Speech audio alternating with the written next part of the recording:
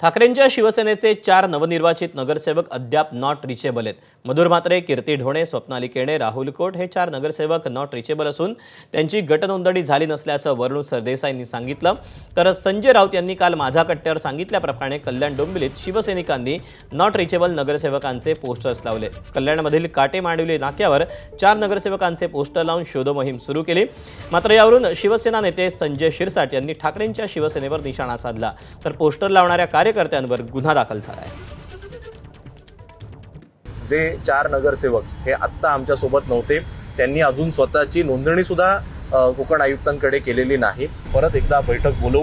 या बैठकीत जर ते गैरहजर राहिले तर त्यांच्यावर डिस्क्वालिफिकेशनची कारवाई ही होणार म्हणजे होणार। शिवसेना उद्धव बाळासाहेब ठाकरे या पक्षावर आणि मशाल या चिन्हावर तुम्ही निवडणूक लढवलेली आहे। तुम्ही ज्या चिन्हावर निवडणूक लढवली, तुम्ही ज्या पद्धतीने तुमच्या प्रभागामध्ये प्रचार केला, तुम्ही जर निकाल लागल्या जर तुम्ही तुमची पक्ष बदलणार असाल, भूमिका बदलणार असाल, तर पुढचे 5 वर्ष तुम्ही मतदारांसमोर कसे जाणार हा विचार आता त्यांनी करावा। आता जे 4 नगरसेवक कुठे गेले, त्यांच्या घरच्यांना त्यांची काळजी नाही का? त्यांच्या घरच्या लोकांनी कुठे तक्रार केली का? आता हे कुठं त्यांचे आई वडील व्हायला लागलेत, त्यांच्या घरच्यांनी तक्रार केली पाहिजे ना। आणि त्यांचे पोस्टर लावतायत म्हणजे त्यांना काय फरारी घोषित करताय?